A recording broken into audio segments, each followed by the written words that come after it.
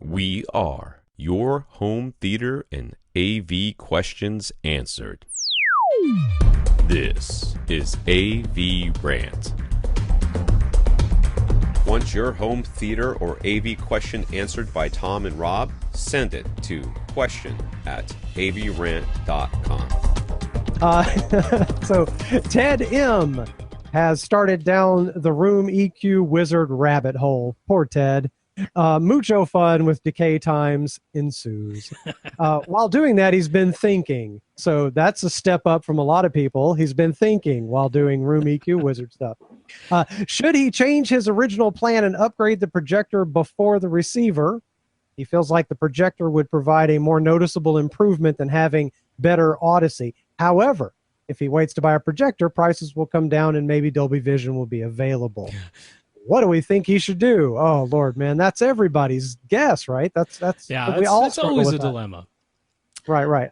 A projector is a long-term investment, as far Right. as I'm concerned, so he could get that now and be okay for a few years, don't you think? Comparatively to saying to the receiver, I'm just yeah, receivers are easier to swap out. Yeah, that's for sure. Yeah, I believe Ted is considering like something that's compatible with 4K. He mentioned Dolby Vision specifically, so obviously he's interested in HDR. The likelihood of Dolby Vision ever coming to projectors is pretty darn low.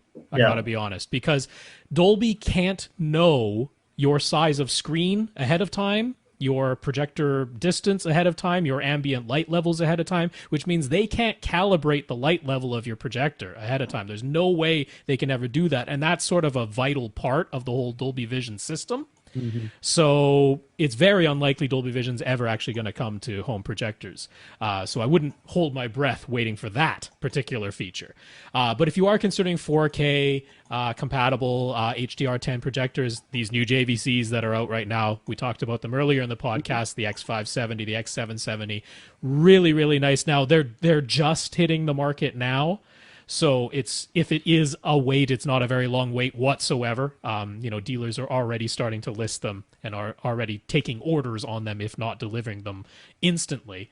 So there's not a clear change to projector technology coming any day now. No, I mean, not that we're aware of. The 4K is here. Yeah, and the pricing's a little high, so if he waited a little bit, he could get a better deal probably. Absolutely. I mean, or he could look at the outgoing X550, X750, exactly, which don't give up very much. It was a small increase in features and performance going to these X70 and X770 models. So and now is not a bad time to buy a projector. I have to say that it's not a bad. There are bad times to buy products. We talk about that sometimes on this podcast. Yep. Right now, I mean, in this sort of features and price class, not a bad time to buy a projector. It certainly would be a hugely noticeable impact on your theater, going from I think he's got about a 60-inch flat panel right now to a full-on projector system. That's a whole different world. Yeah, you'd notice that. He already has his wall-mounted front speakers that he's very happy with, waiting for the acoustically transparent screen to go over them. Yeah, the one thing I will say, though, is you might not be able to send those lovely 4K HDR signals through your current receiver to that projector. That could potentially be an issue.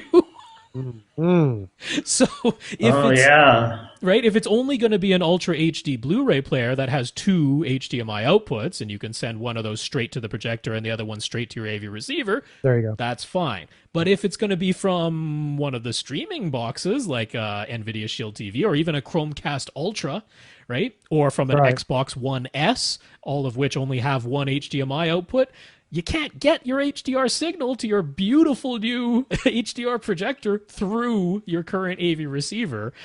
They almost need to go hand in hand if that's the case. So honestly, Ted, think about your signal path, and that might inform you what you need to do in order to get to that projector. That's how I would tackle it. True. At some point, you do have to kind of make a jump to everything matching and being new. Yeah. Okay. So that's what we think he should do. More from Ted. We've typically recommended that the main seat be 10 feet or farther from an acoustically transparent screen in order to avoid seeing the weave. Ted's seating distance will be 7.5 feet at most. So is he just hosed, or is there hope? No, we both have suggestions. The Dragonfly has a really nice new Super Rev out, and is it the Seymour? Yeah, SeymourAV, again with that Center Stage Ultrafine, Center Stage UF. Now, Seymour themselves, in their section, I think it's actually in their DIY section or in their screen fabric section, but they have a little table. Now, they recommend 6 feet or farther for the Ultrafine. They say you can get sort of within inches. It'll still, still be perfectly viewable, but they recommend 6 feet or farther. 7.5 feet is farther than that. And even that AccuCal third-party evaluation of several screens. Now, they said 8 feet for that Ultrafine. That's when you really, probably aren't going to ever see that weave. 7.5 feet is very close to 8 feet. That's just really close to a projector screen. That's just leaning back a few inches. Yeah. So I mean, if Seymour is saying 6 feet, and even AccuCal, and they were tough on the screens in that AccuCal report. They weren't pulling any punches, and they're saying 8 feet is really fine. I'm like, I think you're okay if you get that ultrafine fabric. I wouldn't be super worried about it in the least. In fact, I mean, even flat panels aren't perfect, right? There's lots of flat panels you can see a little texture or a little bit of the coating that they put on the screen, or some of them have that tiny little bit of a magenta tint to them if the light hits them just right. There's all these, very minor artifacts. So if you can live with any of those, you can live with the faintest hint of a texture on your screen. I would have all the things to worry about. Yeah, it's not really that. No, I think you're okay, but I would recommend going with something like that ultrafine fabric. I wouldn't go with a more open weave where everybody, including Seymour themselves, like with their Center Stage XD, they're like 10 feet or more, and AccuCal agreed with them. So, I think that's worth something, but with the ultrafine, you should be fine. Right on. And here we go. One more from Ted M. While reading about the still vaporware Emotiva RMC1, which it is, he learned of the existence of the Dirac Unison, but couldn't find any impressions from actual users. Do we have any opinion about it? Certainly haven't heard it, so not from that perspective. I don't have. Can't tell you from experience. James, have you any experience with it? This is new to me. So the easiest way to explain what Dirac Unison is would be to call it active room treatments. Okay. As opposed to passive room treatments, right? Active so we talk room about treatments. we talk about putting up absorption on your wall to absorb sound waves, or things within a regular pattern to scatter and diffuse sound waves. This would be using an actual speaker to cancel out some sound waves. Whoa, okay. Right? It's active noise cancellation, but for a whole room. For your room, wow. Right? That's sort of the if you can wrap your head around the concept of active noise cancellation, but for an entire space, that's sort of the premise behind it. So right now, the only place they're applying it is in one particular Volvo automobile. And there's a truck that does it too. I swear there's a truck that does that. It's got a speaker in the dash that's supposed to help quiet the engine noise. Oh, I'm not sure if that's Dirac Unison, but it's... No, it's not Dirac Unison. I'm just saying that concept. Yeah. I swear I saw an ad for that. So I can't remember. My Cadillac does that. No, there's a speaker in the back that cancels road noise. Yeah. Wow. Instead of just making the car quieter, now we're using speakers. Well, right. You get to a certain point where you have to do something, right? That's wild, though. I mean, that's really neat. It makes sense to start it in a car because you know the room, right? Yep. The cabin of the car is a fixed shape and dimensions. And it is not quiet. And it's not quiet. So if you want active noise cancellation for the whole space, this is certainly, instead of just, making the walls thicker and damping them and all that kind of stuff, which is passive noise cancellation, this is using active speakers. This is kind of like the Yamaha soundbars with the 75,000 speakers in them, remember? And they would beam different frequencies. Some of them beamed a frequency to cancel something else, that cancels something else, to form more like a beam of sound and that sort of thing. Yeah. So people in the home theater area are interested in it because Dirac has sort of hinted that they might try to use this for the home, but it would actually mean you'd need even more speakers, right? We're already talking about 11 speakers for Atmos. You'd need even more speakers, some of which are not producing any soundtrack sound. They're just producing noise cancellation sounds. Yeah. You know?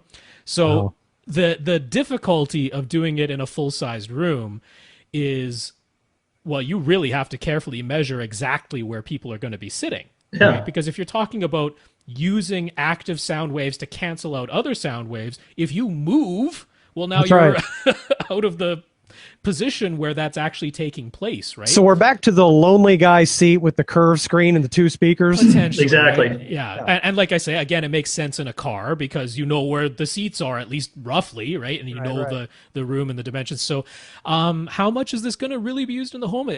Obviously, I mean, there's already programs like what Trinov is doing, to try and create some sort of wave field synthesis. There's other wave field synthesis systems that are out there, and this is sort of Dirac's take on that. But it means more speakers and a heck of a lot of careful measurement, and then making sure you sit exactly where you measured.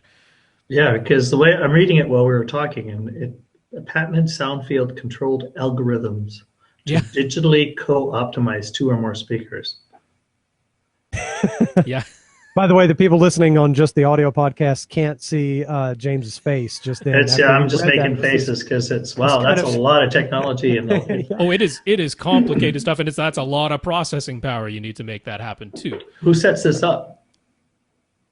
Well, I mean, the customer, because this looks complicated. Unless the speakers have microphones built into them. No, it's not meant to be a that'd be cool. Do it yourself type of thing. It's again like what Trinov is doing. A dealer has to come in and do that for you, someone with training. So or a swarm of smart nanobots could do it. I'll have to send out my techs. It's an advanced thing. There's no technical reason why it can't work. It's a complex thing. It's not likely to show up in your mass market AV receiver ever. No, not ever. That's going to be ever. hire a consultant kind of thing. Want your question answered? Send it to question@avrant.com.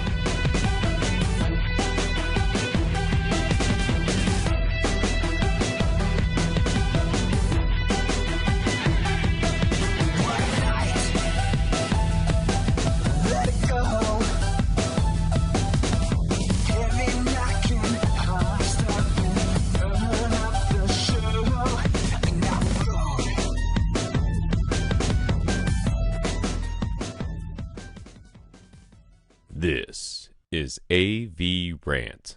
Now go out and listen to something.